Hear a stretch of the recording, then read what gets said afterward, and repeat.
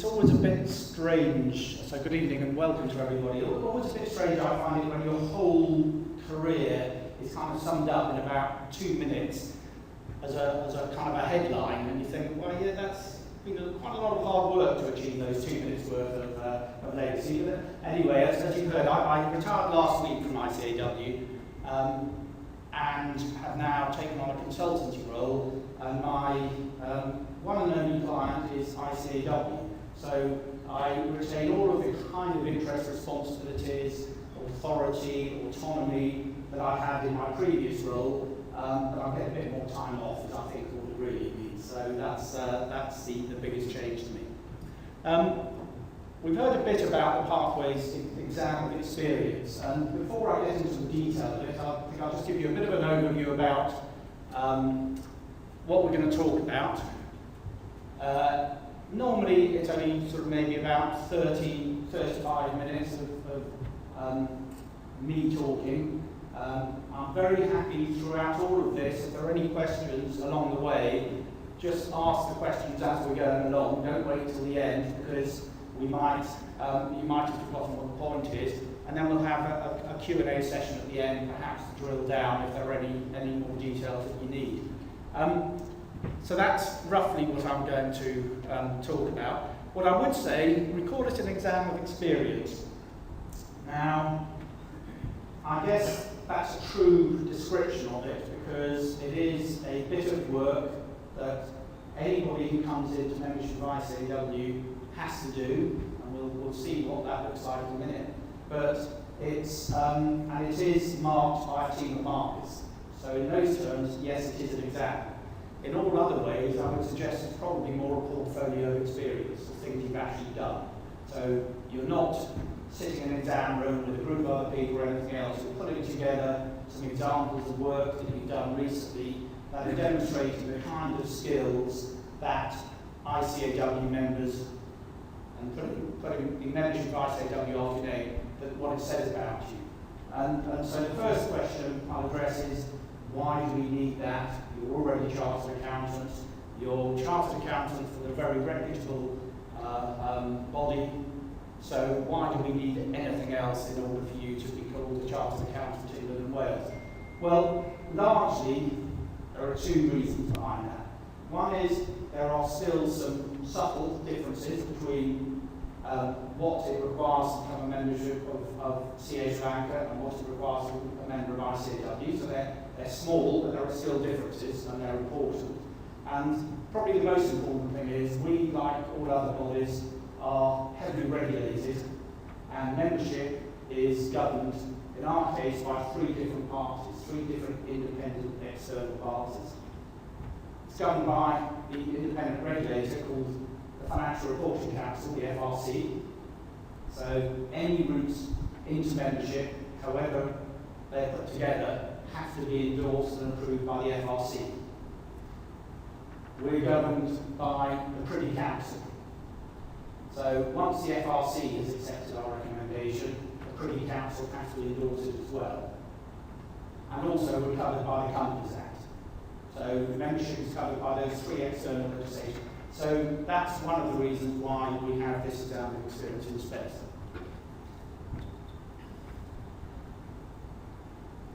We closed the Pathways route into membership of ICAEW in 2015 and reopened it in 2017.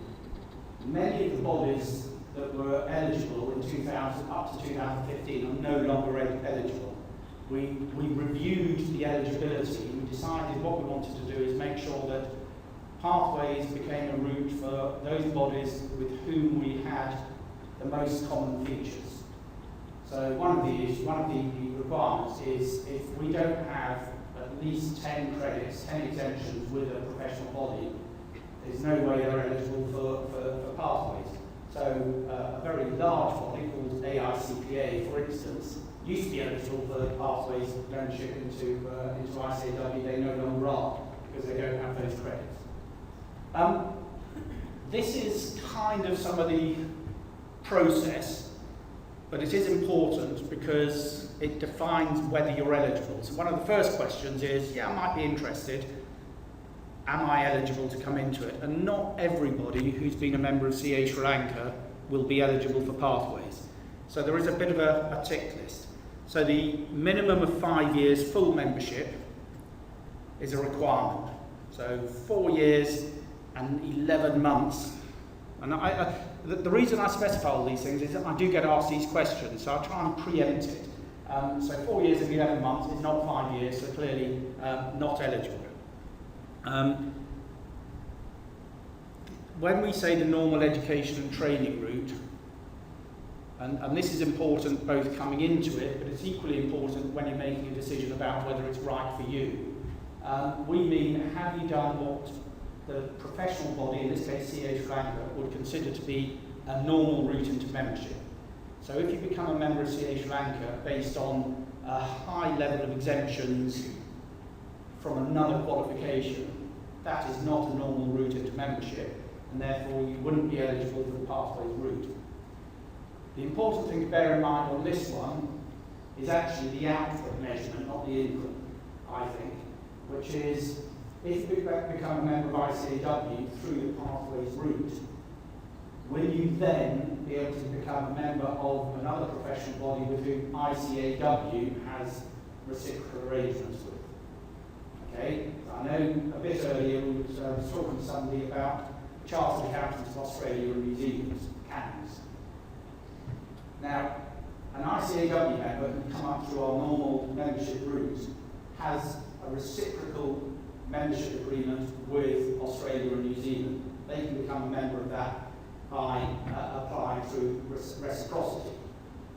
If you're a member of ICAEW through a non-normal route, i.e. through pathways, that may not allow you to become a member of CANS based on your ICAEW membership. You will need to go to CANS, Canadian, wherever you might be interested in working. You need to check with them before you go down this route. Because we can't legislate for what they say now, and what they say now may be different from what they're doing in 6 months or 12 months' time. So if part of the reasoning behind becoming a member of ICAEW through pathways is because you're looking at other memberships, go there first, decide this is what they say, and then make a decision based on that. Another one that comes up is the CPD. So you must be a member in good standing. That means you must be CPD compliant at the time of applying. Your submission must provide the letter of good standing from CA Sri Lanka. So when you make a submission, you have to have that letter of good standing there. That letter of good standing, and it can be repeated a bit later on, must be issued no more than 3 months. So it must be within 3 months of your submission date. So applying for one now, and then putting your submission in June, your letter of good standing will not be accepted. So it does put a bit of pressure on CA Sri Lanka and the other professional bodies in order to get the letters of good standing out in a timely way. But it must be within that 3-month period. It can't be older than 3 months. The sponsor, which is the last point there, and we'll talk about the sponsor bit in a minute, must also provide a letter of good standing. So they also need to make sure that they get that letter of good standing, which must be more than 3 months old in a timely way.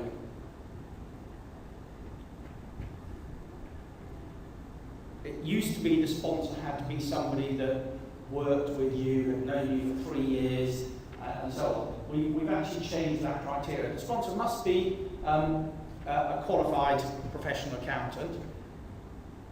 What does that mean? It means they have to be a member of any full IFAC recognised body. There are something like 120, 130 full IFAC members.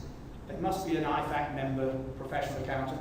Equally, they must be current member, they must be in good standing, they must be what we would call a professional accountant.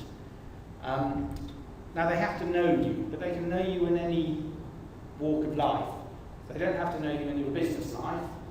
They do, at the end of your submission, have to sign something that says, yes, I believe that this piece of work has been done, and this experience is relevant for this individual, but they don't have to know the detail of that. They just have to know that you are in good standing, you're an ethical person with integrity, and that they believe that that sounds about right. They don't have to know the detail, they don't have to know exactly if it's right or not, because they're effectively vouching for your good behaviour. So what happens if they're not quite sure and they feel that they have to sign it? Well, they're actually putting their professional qualification on the line as well.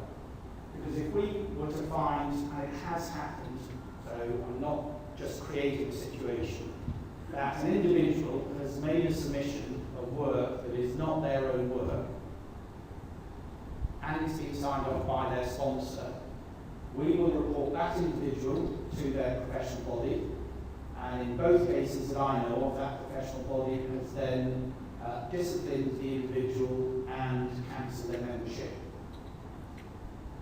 The sponsor is equally putting their reputation down and will write to the sponsor's professional body to say that they've signed off a piece of work that we have since found to be either fraudulent, or in one case it was somebody that had very badly copied somebody else's examples, changed so little bit, even the spelling mistakes would say. That's how incompetent it was. So you know, so there is an importance in being taken seriously. And again, the requirements of the sponsor in terms of that are very similar to the applicant itself. Some of the questions I get asked is, can the sponsor sponsor more than one person? Yes. I think we would find it unusual, not impossible, but we find it unusual if the sponsor was sponsoring 20 or 30 or 40 people. I think that would be a slightly unusual situation, but we wouldn't say it's absolutely not just not possible to happen, but we would want to look carefully at that. Can the sponsor be somebody who's making their own submission? So if I'm making a submission and my friend's making a submission, can we sponsor each other? Yes, you can. But the same rules apply in terms of it's got to be a genuine sponsorship. This is that person's work. There's nothing to do with that. Can the sponsor be a family member? Yes. Because again, what we're very focused on, and every script is reviewed, is any person who acts as a sponsor is putting their professional reputation on the line. So we're fairly flexible in how that works. The registration process. Now this is kind of all operational. We've actually introduced a system where you cannot make your submission of your work unless every single bit of paperwork is there. And the reason we've done that is because, and I'm slightly bemused by it, but you know, people have busy lives. But we've got every single applicant has 5 years plus of seniority, membership, and everything else, and yet they put their submission in and half the paperwork's missing. They haven't got no letter of good standing, so they want to submit it without that before the deadline. So we used to reject a lot of things. We say, well, we tell you have to make all these submissions. We've now introduced a system so it won't accept it anymore because of the number of people that were not reading the paperwork. So we try and make it as intuitive as possible. The reason being is we know that every single person is going to apply through pathways, and we get about 600, 650 a year submissions from all over the place. About half of them come from the UK, but about 300, 320 of them come from international markets. The majority come from South Asia. So that's where the most interest is. And we want to make it as appropriate as possible. We know that somebody with 5 years experience in Sri Lanka, in Pakistan, in India, in Bangladesh, wherever it might be, has got a credible membership, and in almost every single case has got the right experience to be able to get through. Despite that, the success rate on first submissions is about 55%. And that means there's about, not surprising, about 45% of applicants who make their submission who don't get past first time because they're failing to address either some of the operational criteria or not dealing with the questions properly. They're two very distinct parts. But the point being is, and I've spoken to, and I've sat down and coached managing partners of Big Four firms on this because they've failed their first submission. Now, there's nobody in the world that can tell me that a managing partner of a Big Four firm who's been a member of, let's say, ACCA, let's make it the one where the most submissions come from, and managing probably a partnership that covers 6 or 8 countries as, somewhere around 40, 50, 60 partners, has not got the relevant experience to become a member of ICAEW. It's not the case. What they've got to do, though, is understand that just because their name and the Big Four name associated with them doesn't automatically entitle them to for us to make assumptions, because when the markers are sitting down with their script, they don't know who that script comes from. So they have to take it equally seriously to the person that is 5 years and 1 day into their membership, perhaps hasn't developed as much as broad experience, but is taking it more seriously. And that newly qualified 5 years, 1 day member would probably get through more quickly or on the first time, because they've sat down, they've read, and they've taken it seriously. The managing partner has maybe not done that. So it does need to be taken seriously. Almost everything I'm going to be talking about now for the next 20 minutes or so is on our website.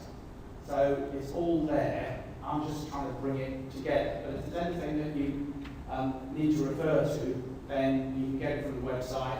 There's some frequently asked questions also there that cover a lot of the points. In order to access that, you need to register as a candidate. Now, registration as a candidate doesn't mean anything, apart from the fact it opens that door into the resources behind it. And the resources behind it include the exam paper.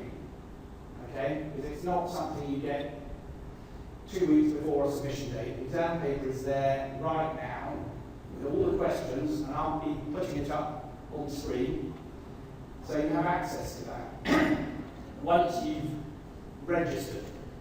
As it says there, it doesn't cost anything. It gives you access to the resources and allows you to think about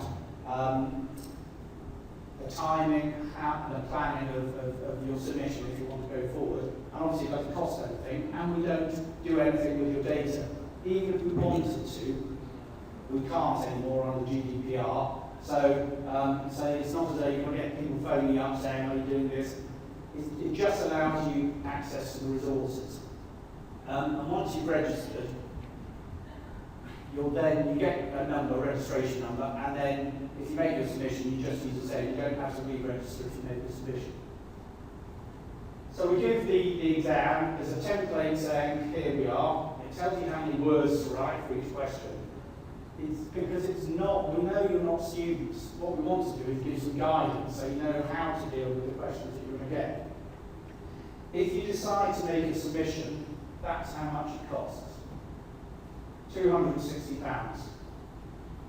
You do that at the same time as submitting your exam.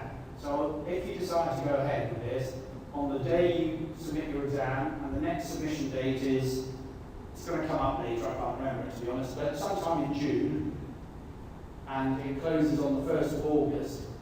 On the day you make your submission, you include your answers, your letter of good standing, your sponsor's form, the sponsor letter of good standing, and so on, and you include the fee. That's when the fee comes, when you make that submission.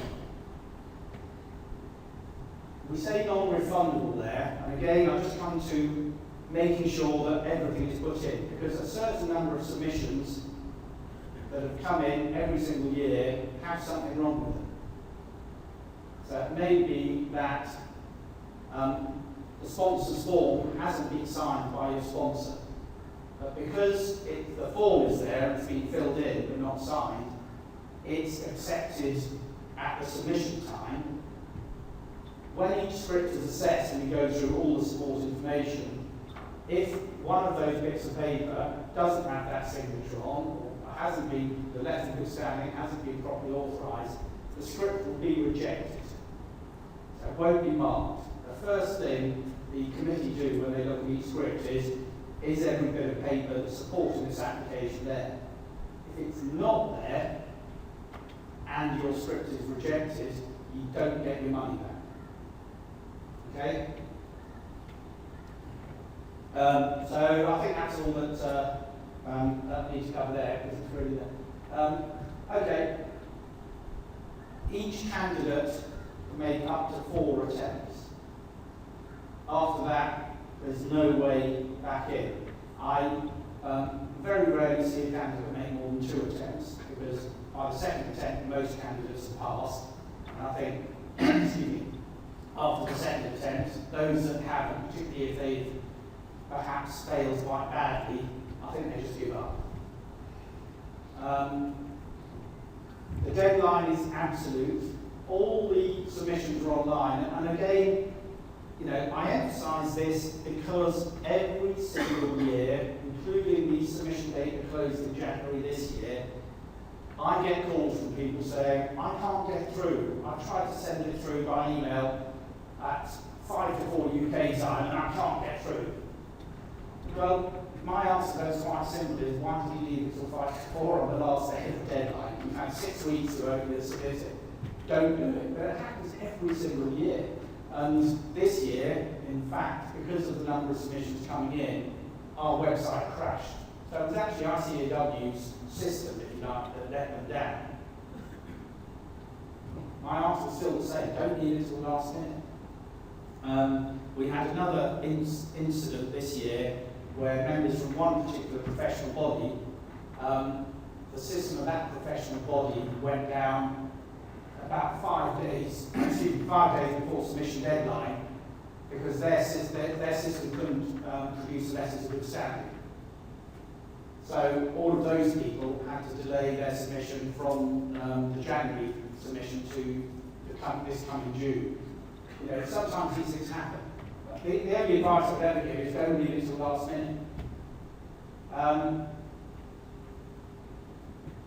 Again, we give a template for how to submit your answers, we can see.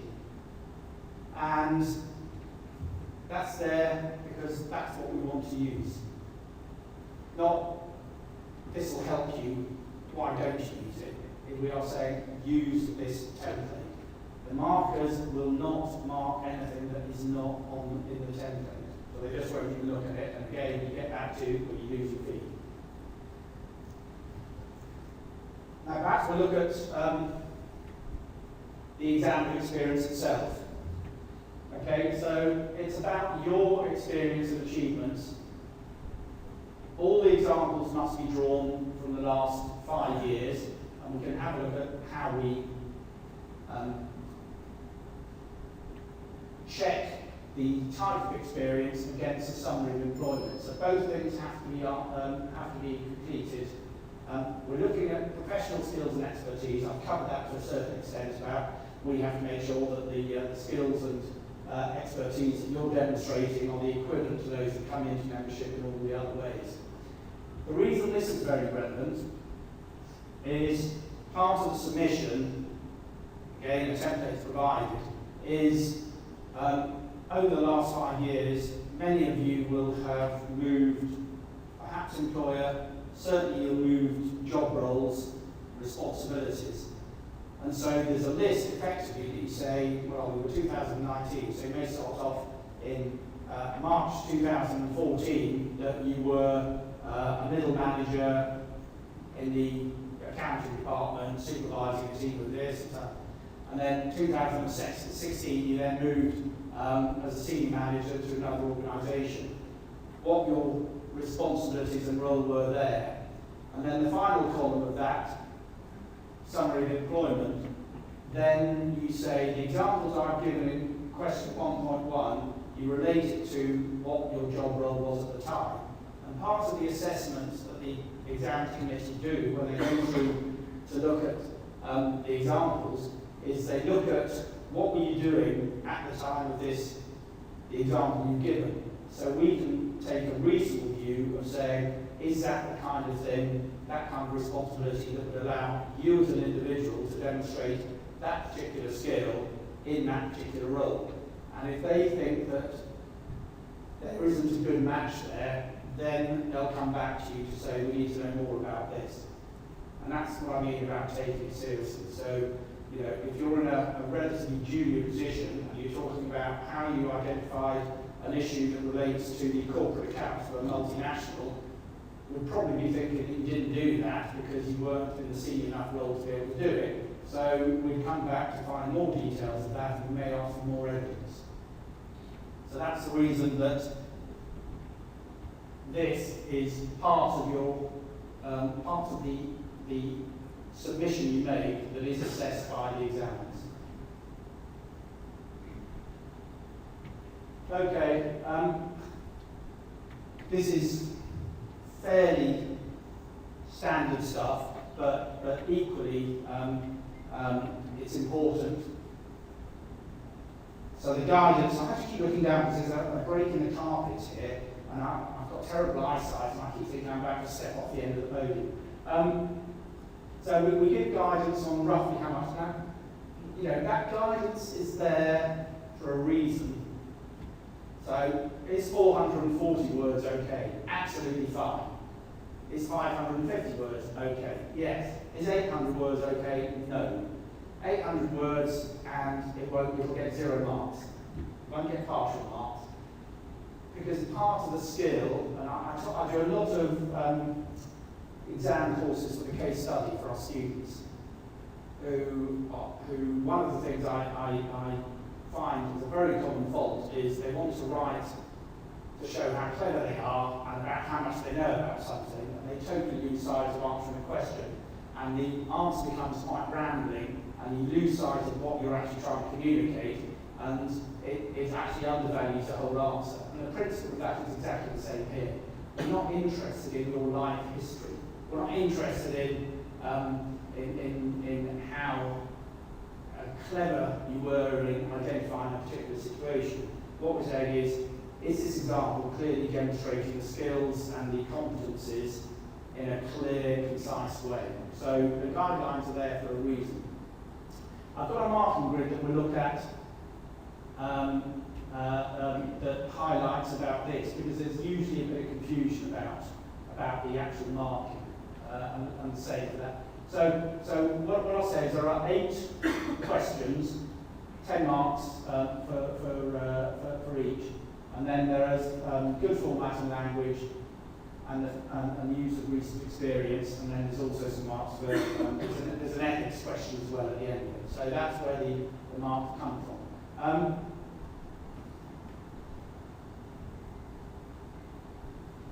Particularly on this one, it is only 5 marks, but it is important to get about 55% on those 5 marks.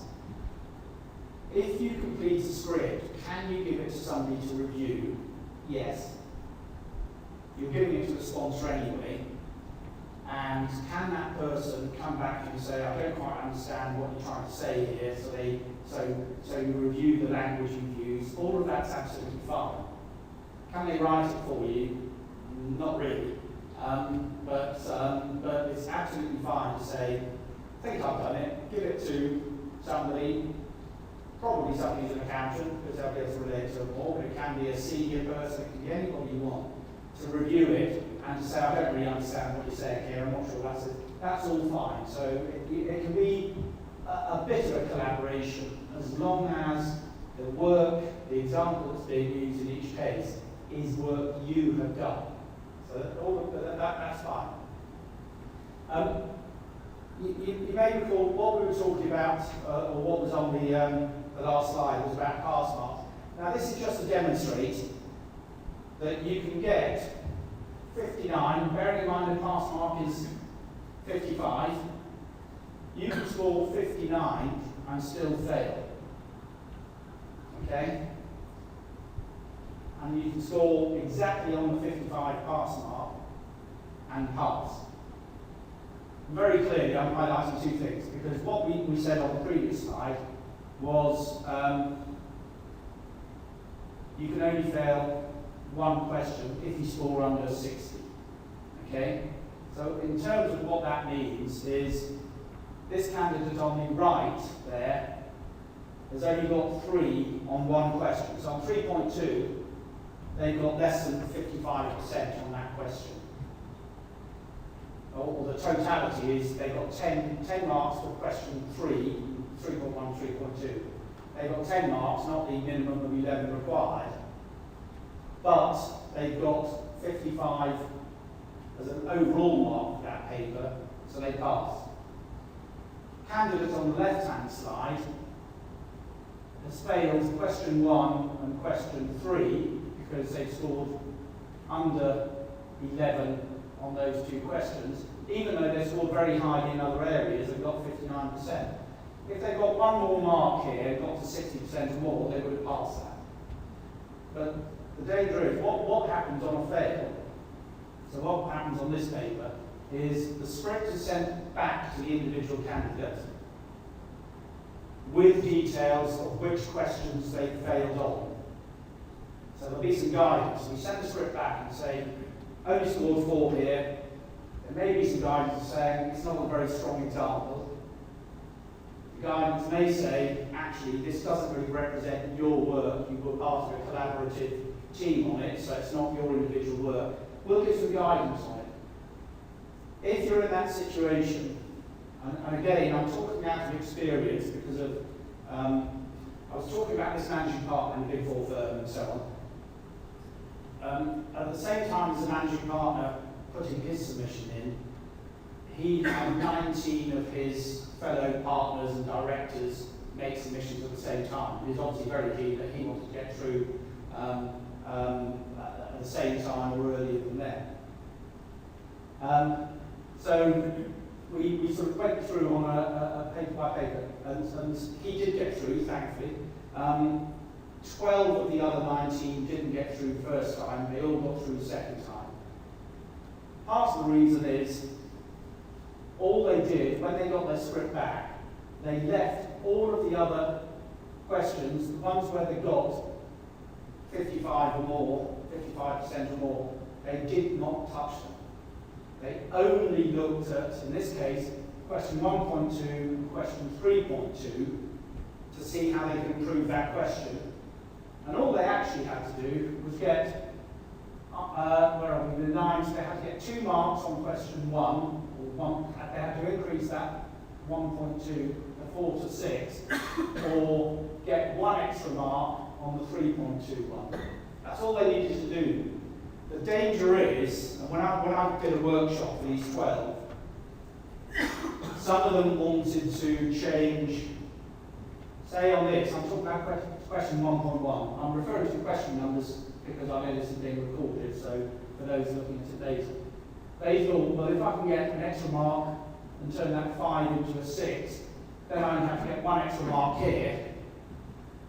And the big risk there is that 5 is locked in. If you don't touch it, it won't get remarked. You will keep that 5. As soon as you change the answer, there's a risk of that mark going down.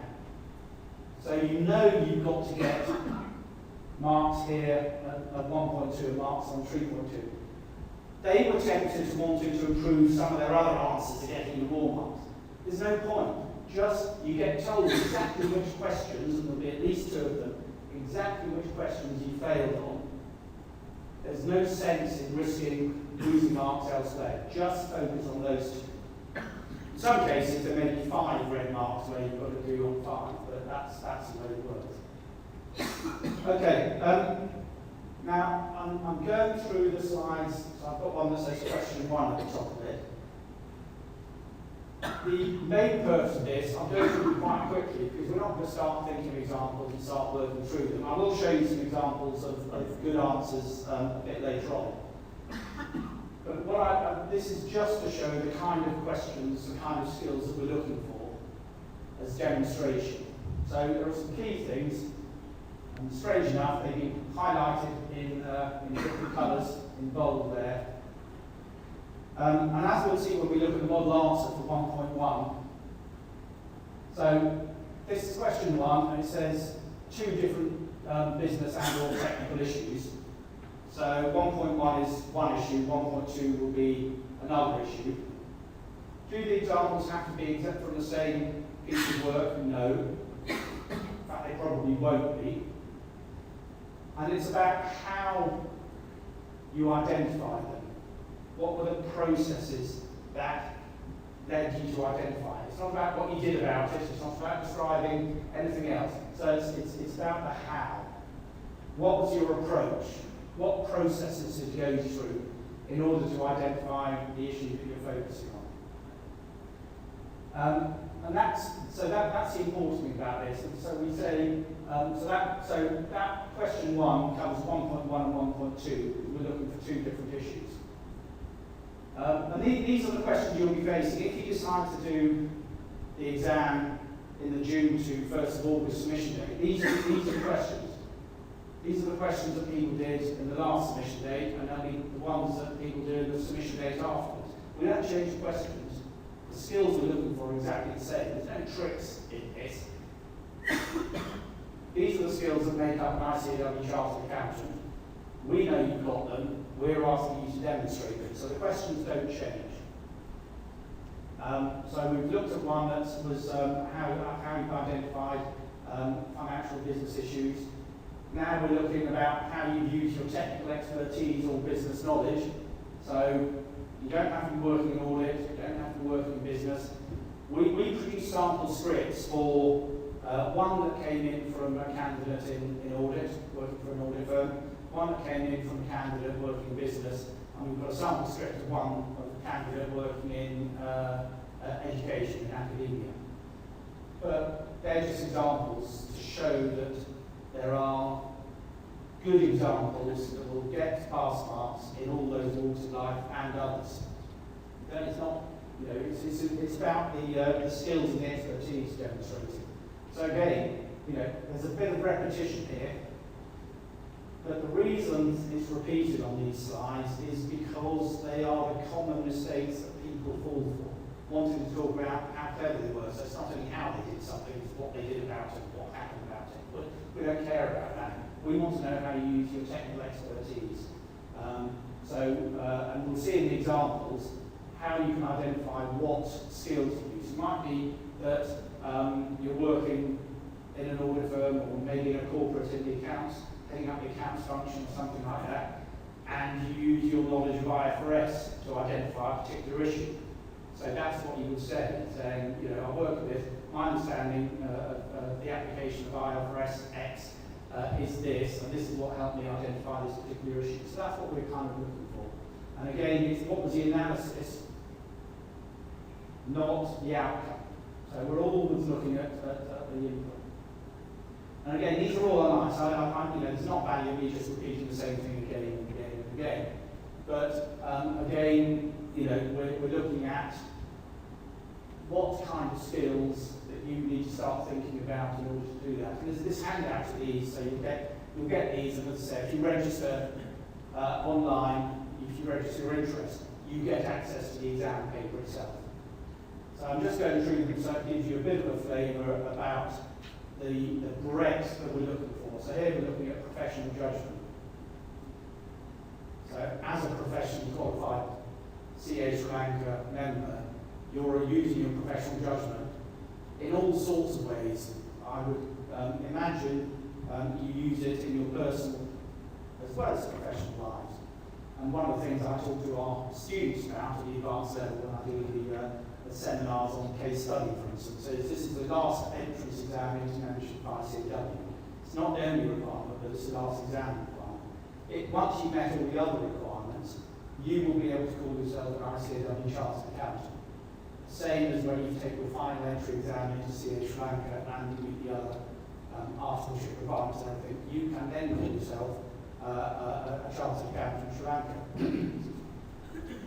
With that comes a responsibility. I'm not saying this to you, because you're members. I say this to our newly qualified students just about to come into membership. And that means, as part of your way of life, you have to embrace ethics, you have to embrace integrity, you have to embrace honesty, all the values that we want from the CA brand. Because whatever you do, wherever you work, once you start calling yourself a chartered accountant, you are then representing that particular brand. And we know from recent examples, sadly, what goes wrong when the CA brand is tarnished. So that means people have to get into a new way of thinking, a new way of life. And acting with integrity isn't something, a hat you put on when you go into the office and you take it off when you go home and you start behaving without that strong ethical and integrity background. It's something that you build into your way of life. So that's what I'm saying when I talk about these kind of things, is it something that just becomes part of your normality, if you like, your qualification.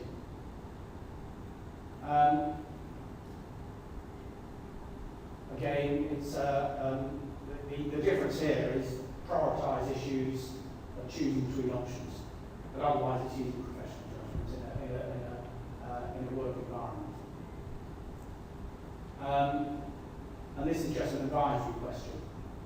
Again, question 4 has 2 parts because it's asking for 2 situations. So that's 4.1 and 4.2. So it's just looking at 2 different ways where you use your technical knowledge or practical experience to provide advice, whether it's to clients, whether it's to colleagues, whether it's to senior managers, whether it's to your management team. It's just looking at the relevant example there. Okay, the last question I mentioned is about ethics, which is obviously a key part of what being a chartered accountant is. It's I won't say it's an ever more important part, because I think it's always been absolutely fundamental to being a professional qualified accountant anyway. But in this day and age, we are seeing more examples of where perhaps the ethical and the integrity values of a chartered accountant are being questioned by a few what we would say bad apples in the barrel. So again, it's important we are clear that we're emphasising the ethical issue. And I'll just put that up just as a reminder. Having seen the questions, that's the way the marking grid works. The exam team are working towards. This is almost at the end, you'll be glad to know. Then I'm going to show a couple of sample scripts briefly. I'll only do one question from each, just to see what a good answer looks like and what might a bad answer have looked like if they'd done it differently. But these are the facts about it, if you like. So the cost of making a submission of the Pathways exam of experience is £260. That's what you pay when you submit your exam. Pass or fail is £260. If you don't pass and you have to resubmit, it's another £260. So that fee happens each time, up to the maximum of 4 submissions. But no, I don't think I've ever come across anybody that's put 4 submissions in, to be honest. So then it's about what are the ongoing costs of being a member of ICAEW. Well, there's an admission fee, which is standard wherever you are. That's the cost of buying the ticket in. And then there's an annual membership fee. So on the annual membership fee, we have 3 rates that apply. The full rate is £375 per year, but we do 2 reduced membership rates based on earnings. So it tells you what the earnings are. It's in pounds sterling, so obviously it's the equivalent for any international market. What do the earnings consist of? They are your total remuneration, including bonuses, that you get in that 12-month period. But we do recognise that sometimes our members are in part-time employment, for instance. So their earnings, they may be the second earner within a family, or whatever the reason is, they're only working part-time, therefore their earnings are reduced. I've got to say, in some countries, we also recognise that earnings capacity is somewhat lower than perhaps it is in other countries, and therefore, even working relatively full time, the earnings rate may be below that. So I mean, they're the reasons we have the different categories anyway. So each member can make that submission as it's appropriate for them. And then you've got the submission dates, and so the next one is June, 20th of June, closes at 4 p.m. UK time on the 1st of August. So they're the facts. Again, all of these are online.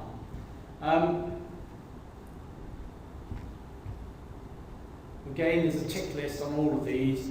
When we talk about an ICAEW candidate number, if you remember the very first line on the very first slide, was talking about you can register for free, register your interest, and that gives you access to all of the resources. That also gives you the ICAEW candidate number. So if you register online, to get the resources, you have to get the exam paper and the template and everything else anyway. That gives you that number, so you don't have to reapply for it. Everything else is very straightforward. And you know, probably the one I've mentioned, I've highlighted, that last one is you can't say, I've got my letters of good standing, let me feed those in and then I'll do everything else later. Everything comes together, everything goes in online together. We're going to have a quick look at the screens, but that's, again, that just takes you through the process. Probably this point, and I'm talking for those listening to the recording of this, the third bullet point down on page 2 of the some do's and don'ts screen. So it can often take longer than people expect to load up all of the documents. I'm back to this, do not leave it until 5 minutes before 4 o'clock p.m. UK time on the deadline. If it doesn't get through for whatever reason, it becomes your problem, not ours. I'm afraid these aren't massively clear. I also have PDFs. The PDFs are very clear. When they were put into the slides, they became slightly less clear.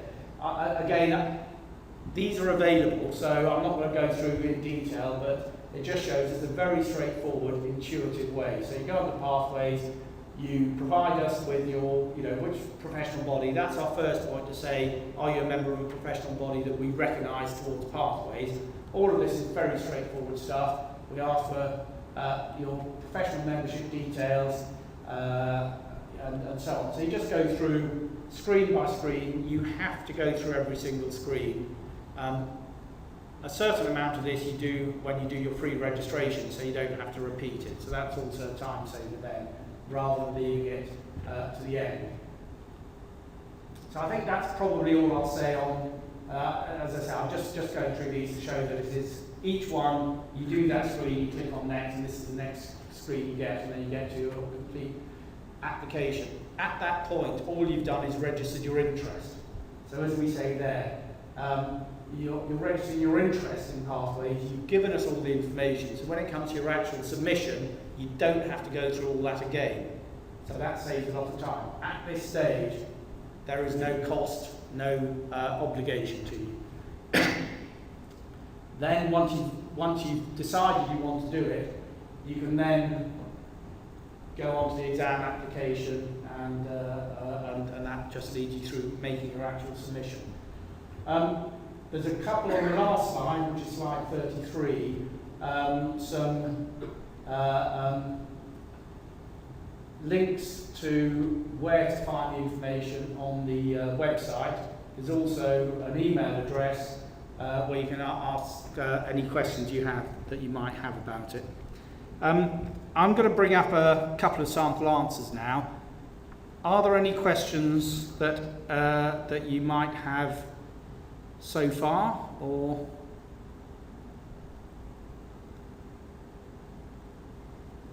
well, I'm just trying to work out whether everybody's asleep, which does happen sometimes, or there are no questions. Could be either. Okay. The reason I bring just this as an example. Which one is this? Nina. I think this is in corporate. Actually, let me bring up the audit one, because that may be, let's just have a look. And I'll go through this one in a, let's have a look. There are 3 of them. Where's the other one? Right. Okay, the reason I want to use this as the example is just, it does absolutely define almost the perfect kind of answer. So the key things is obviously it's saying how you identified 2 different business and professional issues. So 1.1 is one of those issues, so not both of them are being done in the same answer. The second one is then dealt with in answer 1.2. So things to, I suppose, to draw to your attention of what makes a good answer. Number 1 is it's very clear, and here I'm looking at the script submitted by Steve Smith, Part 1, Answer 1.1, with a date of February 2013. This candidate starts off by identifying what the business issue or professional issue is, clearly saying identification of potentially incorrect tax treatment of a transaction. So it's very, very clear on this what the issue is. So it's very straightforward for the marker of this script, the 3 people committed that are reviewing this script, to then look at, okay, now we know what the issue was, let's see how they identified it to see if that meets the criteria. So it's very explicit. It includes the date of when this example is taken for, so it's very clear it is something, at the time this script was produced, so you'll see the application date is December 2015. It's within the recent 5-year period that we're looking for. So we've already got a good start with identifying the issue. We're now very clear it's being done within the time frame that needs to be done. Candidate here starts off by saying AAA in 1 year made. Now it's up to the individual candidate to, you can use a real company name, we don't mind. Everything is confidential, so nothing goes beyond the markers. But many candidates, particularly those working in practice, would either are not able to reveal client information, so they can't identify the actual client. We don't mind. You can call the actual name of the client can be there, or you can use AAA, BBB, CCC. We prefer, if you're not using the real name, don't make one up, because we want to know clearly whether it's a real name or not. So either use a real name or use a triple single alpha identifier. So in an example, you may have 2 or 3 references to 2 or 3 organisations, so you can use AAA, BBB, CCC and so on. But don't just make up a made up name, because then we won't know, and that might cause some misleading. So number 3 on this is very clear that they use an alpha replacement for the actual organisation's name. He's looking at how. So there's a bit of background here. This is why I was involved, so this is setting the situation. Then the how starts in paragraph 2. Prior to the meeting, I requested some information on the company. So that's how I started being able to identify. The key things here is prior to the meeting, in order to ensure that I was prepared, I requested the books. Not part of the team, not managing anything, I asked somebody to do this for me. It's taking on personal ownership for it, and that is an absolute must in these submissions. So I studied the file notes. Looking at another file note, I discovered that the company had recently done this. So it's all about, here's how I did it. I was preparing myself in advance for a meeting. I I requested some information, I was going through the information, and there was something that raised a warning bell in that information. So I discussed this matter with the directors and asked for some background to it. So they're all the trigger points. At the end of it, at this stage I gave no advice, is also important because it's not asking about advice. It's saying how do you discover something? We're not interested in what happened afterwards. And it's quite common for somebody perhaps to skim on this bit and start talking about how clever they were by getting all their professional advice on something. We're just not interested in that. So that's the kind of thing that makes up a good answer. The other key thing, and it's not implicit within this answer itself, is what example makes a good example. But then I think that's up to each individual. It's not really possible to quantify a good example. A good example is much less reliant on perhaps the type of industry or anything else. It's much more about what have you done in the last 5 years that clearly demonstrates how you did something. And that example can come from an internal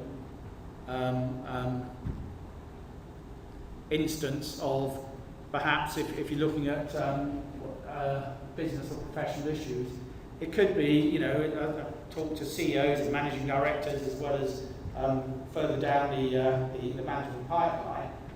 But as a CEO or a managing director, you're going to be sitting down, perhaps there are different limited businesses within the organisation that report to the central office. There are going to be examples that you personally involved in. Just seniority doesn't mean you're not involved in this, it just means the issues are bigger.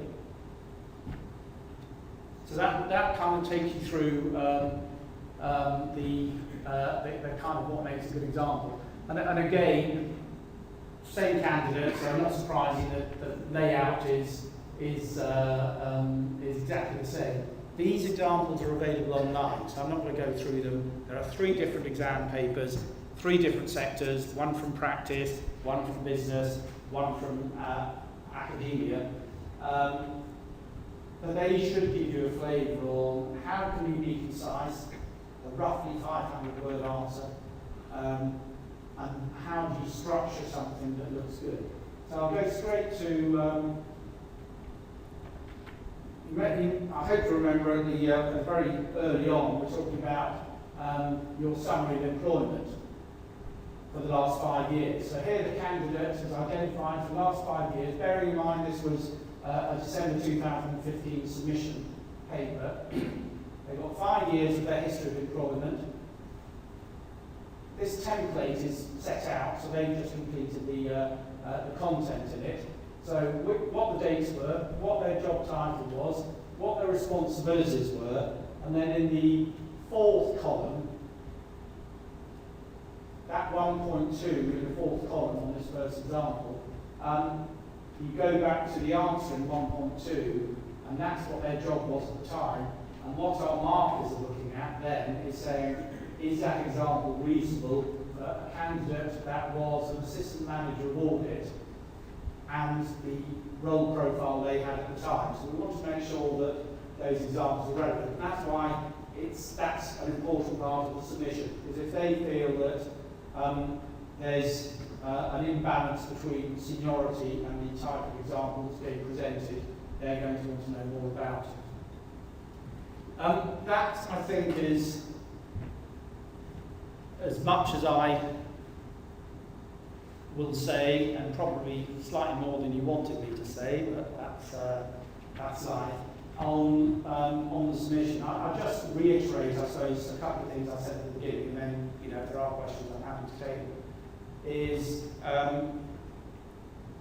It's not that there are no tricks here. This is a process we have to go through. It's demanded by our regulator. It's demanded as part of the Privy Council overseeing membership to ICAEW, and is demanded by the Companies Act, people that come into membership and then want to practice as accountants and auditors in the UK. So we have to satisfy ourselves that every individual who comes into membership of ICAEW, whichever route they come in, all 15 exams, as 12 credits, 12 exemptions, and just do the final 3 exams, come in through pathways, come in through reciprocal arrangements as we have with Australia and New Zealand. Whichever route, that route satisfies the Financial Reporting Council, Privy Council, and meets the Companies Act requirements. This is why we do this. At the same time, we also want to have absolutely respect for all of the 15 pathways eligible bodies, of which CA Rank is one of them, recognising that members have already done a lot of rigorous testing and examining, work experience, met lots of criteria. So we're not interested in any of that side of it. We already know the value and the quality of that. What we're saying is, in your work, you have already demonstrated those competencies. We just have to prove it, so we've got something. Anytime one of our members comes into membership, we can show that we have assessed their competencies. So it has to be taken seriously. It's not a person in this room, is never a person in any room that I do these workshops that doesn't have the right tools, if you like, to successfully apply. So it always slightly amazes me that our success rates are as low as 55 to 60%. But largely, those are because, we'll go all the way back to it, but it's because, if you remember that, 55 and pass and 59 and didn't pass, it's largely because somebody's been perhaps not quite as focused on answering one or two of the questions as they should have been. So it's usually to do with slight lack of attention rather than an inability to actually provide relevant examples. So it's worth taking time to put the portfolio together. And if we're looking at time, normally I would suggest it would probably be a total of maybe a couple of days spread over a few weeks of putting examples together, getting them in the right order, perhaps getting somebody's opinion on seeing whether they feel that that's a good example that does demonstrate that skill, so you can get that external input. So give yourselves time before the admission. I hope that's helped paint a bit of a picture on what it is, why we have to do it as members of other fellow CA bodies. It's not necessarily our choice, it's all our choice. It is our solution to the challenge we face of I guess the last observation I make would be, why would I want to do this? And I've had a couple of different conversations with people here before we started this session, and I think there's a whole range of reasons. And frankly, I don't know. You will know. Is it something you want to do to enhance your career? Perhaps if you're at the younger end of the 5 years plus membership and you've got plans to travel internationally and go and work in other jurisdictions, it perhaps provides a recognition that will help you do that. It says something different, I'm not saying it's better or worse, it just says something different about you to be a member of 2 CA bodies. I think that's a massive endorsement anyway. It may just be that you have in the past wanted to become a member of ICAEW and there hasn't been opportunity to do it unless you sat down with a lot of 20-year-olds doing exams and that wasn't particularly attractive to you. This now provides an opportunity. And I would also then say, I think this is a great endorsement of ICAEW's relationship with a number of fellow CA bodies, not least CA Sri Lanka, and I think I'm right in saying if I ignore the 1949 ICAEW members helped set up the Chartered Institute in Pakistan, that kind of legacy history, but if I look at our recent 20 or 30 year history, I would suggest that we work more closely and collaboratively with the Institute in Sri Lanka and probably any other CA body. As the President alluded to, there are a number of projects in the pipeline that we're working on. And I think this is another endorsement of just saying, actually, the world of chartered accountancy is closing and closing, and this is another way to make sure that we can fill in those gaps. So I'll thank you all for hopefully paying attention to some of what I said. And if there are any questions, I'm very happy to answer them. Now, I've never had a session where there has not been one single question. I'm not sure whether this is a good thing or a bad thing, but oh, well done. Yeah, I did mention earlier, I want to ask one question. Thank you. Did I give you this question, or is it one of your own? Is membership entitled you to practice there? I'm sorry, They can get a practicing certificate? I think there's I'm 63, I'm as deaf as a doorpost. After getting the membership, can we apply for a practicing certificate? Right, the question, just in case anybody didn't hear and from the recording, the question was, as part of membership, can the candidate apply for a practicing certificate? The answer is you will automatically be entitled to a practicing certificate to practice as an accountant in the United Kingdom. Obviously, we don't have the ability to all practicing certificates for anywhere else, but as a qualified, I joined ICAEW as a member of CH Ranker through the pathway route. Can I practice accountancy in the UK? Yes. The qualifier is, can I audit in the UK and sign up for an audit? The answer to that is no. So, yes to practice certificates, no to audit. There is a route into audit in the UK. I won't go into the detail of it now, but it would allow you to do some additional steps in order to become eligible to sign off on audit and therefore a partner in the UK audit firm. But that does involve, apart from anything else, you would have to do the 3 advanced level exams of ICAEW as part of that route to becoming an auditor and to do the ICAEW taxable exam. So there are 1 or 2 other requirements, but there is a route into audit as well.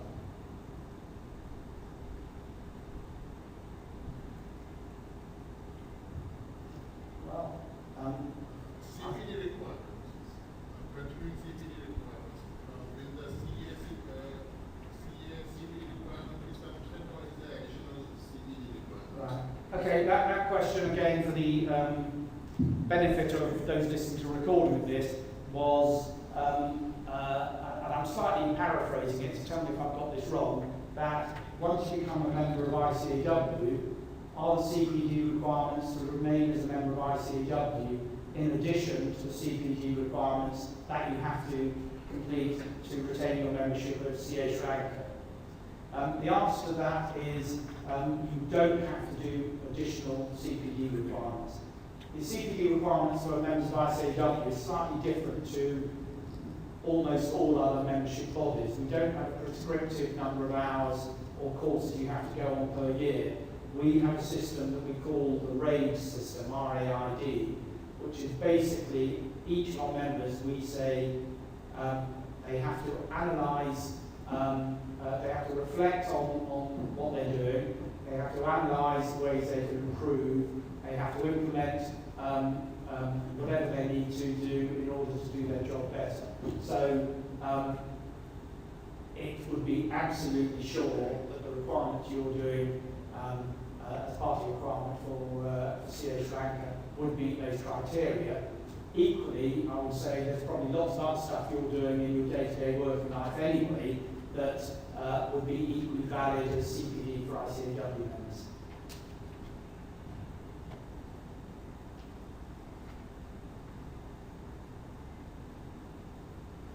Well, I think that's probably, there are frequently asked questions once you register, so if any questions come to mind. But I hope that's given you a flavour. We've had, in the January submission, we had 25 members of CH Ranker apply under the Pathways route. Only one of them actually living in Sri Lanka itself, the others are all living somewhere else. I don't know where, I haven't done that research yet. But we've had 25. Scripts haven't been marked yet, so I can't tell you how successful those 25 will be. But it does show that there's a noticeable demand. There was a total of something like, I think, 250 or so, 260 applications in January, of which 10% were ICAEW Sri Lanka members. So clearly there are precedents of people coming into membership that way. Well, thank you very much. My name, you may remember from early days, just in case you don't, is Justin West. My email address is justin.west@icaew.com. I think it's probably fairly well known in the Institute anyway, so you can always ask. I think you know my